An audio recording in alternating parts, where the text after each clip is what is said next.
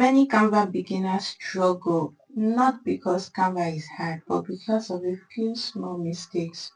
Welcome to Discovery Research YouTube channel.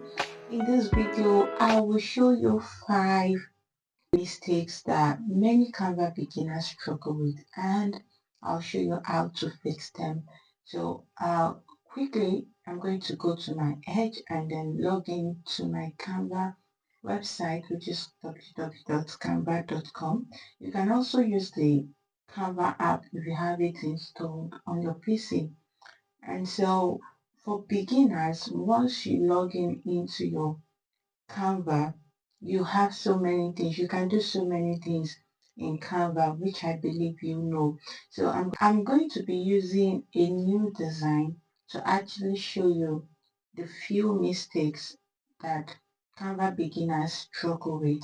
And then, so let me just create a, okay, I'm going to create an Instagram post to use as my example. You can use anything. I'm just going to tell you what exactly you do.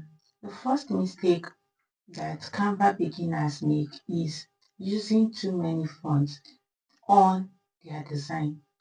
As a beginner, you would definitely be tempted to use several fonts to make your designs beautiful.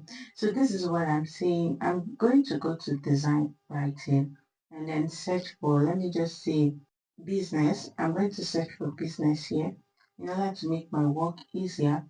So you can see this, let's just go with this first one without wasting time. That's one of the template of Canva. Now this is what I'm saying. If you look at this font, yes, this font you can see that is Noto Sans, and if you look at this, it's also Noto Sans. So for a Canva beginners, you have the liberty to use different font, and thereby you might feel like, okay, if you use Noto Sans, you can change the font here to another you can change the font right here to another font.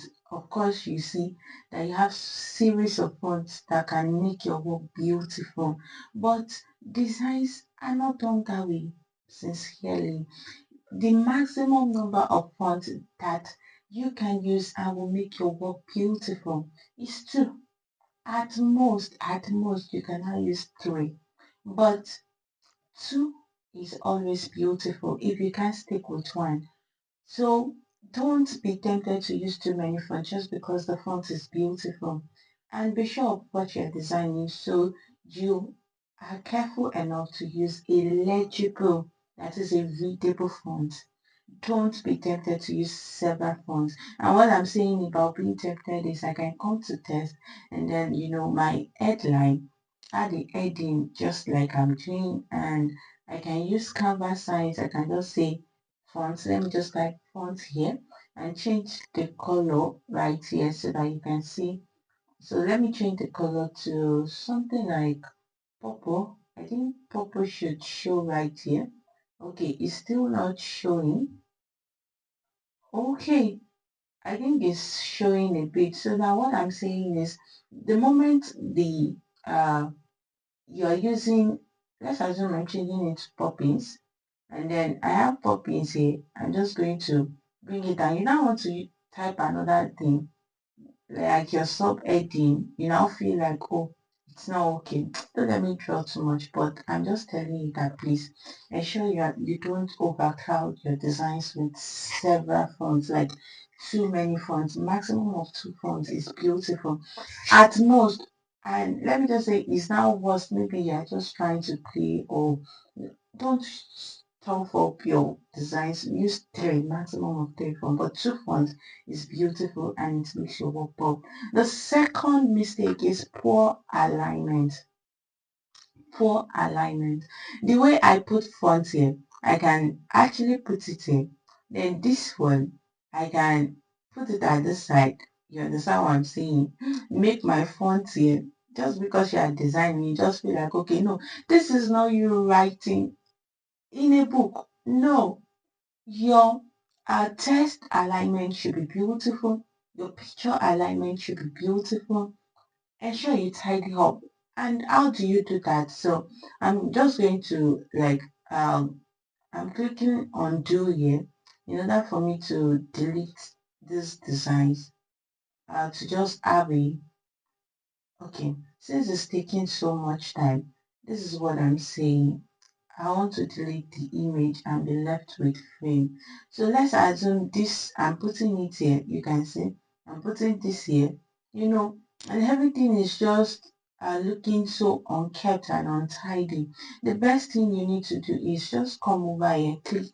You can use these three dots. You see position, and what you are doing is you can see arrange center. Just can you see the moment I arrange it center? This is what alignment is about. And your layers too, you can actually let, instead of, let's assume this particular, I'm putting it here, and this particular picture right here is covering, is layered on top of the text. There is a way you can come here and do and lift it up so that it will be on top, or you just bring it down so that that one will be down, and then you are going to have a beautiful designs. Please ensure you align your designs well. Go to your position and do what? You will see layers, you will see arrange. Once you get to arrange, put them in the center. If you want it to be in the middle, put it in the middle, top, bottom, just tidy your designs up. And then the third mistake is overcrowding elements. Don't overcrowd elements. Yes, we know you want to talk about small chops, but you don't have to use so much. I'm just citing an example. Okay, let's assume you are giving a job to design a flyer for a small chop business, and so you want to overcrowd the old designs with elements of small chops. No, you can get a frame, like come to this place and then you get a frame. Just you can use a coupled frame, you can use just single frame like this, you understand. You can see mockups. You don't have to crowd everything with the picture of the element. Like there's a specific design I did recently. Let me go to my and show you. A concrete business reached out to me to design for them, and this is what I did. If you look at it, I wanted the flyer to come out showing that they deal with making concrete. You can patronize them if you see this well. So now look at it. What I did was that my first picture, the element, yes, we call element picture, and that I used here is a picture of what? Of a corn after it has been harvested from the farm. So that is me communicating a message to whoever that come across this flyer that this is what we do. We harvest from the farm, and then what do? We process for you. We are selling this process, but it doesn't end in this process. You can also, the end product of this is that you are going to cook it and have this eating, right? This is the end process. So you can see that it's not crowded. It's just missing. But a bowl, this cornbread can be eaten in various ways. You can eat it with beans, you can eat it alone, you can eat it anyhow you like. Now imagine me putting the various ways you can take this and put it in all of these pictures, crowd everywhere with it's not going to be beautiful. It will just look so crowded and not even making sense. So what I'm saying is ensure you use pacing and white space. Be very intentional with whatever you want to do. Ensure that it's not looking crowded. Everything you are doing is looking beautiful, right? And like this white background, ensure you use them to express yourself. Yes. And the fourth mistake that beginners do when designing in Canva is ignoring color harmony. Please don't make that mistake. If you don't know about colors, don't start designing. Ask for your client's colors, and if their colors are too crowded, you can make some adjustments before you go ahead to your designing. No, don't just doing different colors. And the solution to that is you can use Canva styles. Canva has series of colors. That is why when you come to template, you see styles here. So you would see different colors here. Okay, if you're not so good with colors, there are different colors you can do what you can make do with when you are working. Please don't ignore color harmony because I know you are liable to do that. And the last mistake is stretching images. Stretching images. You're not supposed to stretch images. I was actually working with one when before I remember that, okay, let me just use it as example. So coming over to this design, I'm going to show you what stretching images look like and the solution to it. How you can manage yourself is that you crop instead of stretching.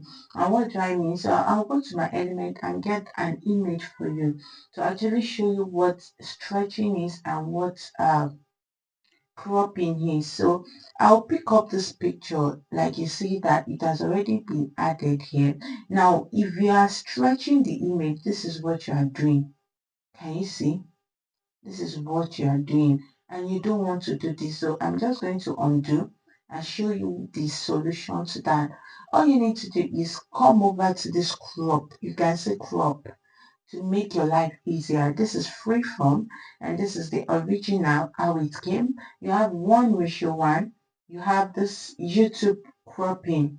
Yes, the style you have this 9:16 and it's not done. You have 5:4 of cropping. Can you see how beautiful it looks? And you can drag it down to actually fit the head, where the part of the body you want to be seen, right? So it is very easier to go about. So instead of stretching your images and make it cover the whole design, you can just go ahead and do what and crop it.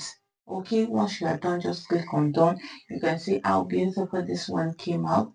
I mean, in the size that you want. So I'm going to close all of this by telling you that fixing all these 5 mistakes will instantly improve your designs. You're no longer going to look like a beginner, but you're going to move from beginner to a pro. So if this video actually helped you enlighten your understanding and helps you upgrade your design, please do ensure to hit the like button. Share also with your loved ones, whoever you think that needs it. And that is not all. Check out our videos, other videos on our channel. They will definitely help you out. We have series of designs that can guide you on how to improve your own designs too. Thank you so much for watching. And if you have not subscribed to the channel, please do ensure to subscribe to our channel. And I will see you in our next video. Before then, if you have any question, drop it in the comment section. We are going to attend to it. And if you're watching, we'll see you in our next video. Bye bye.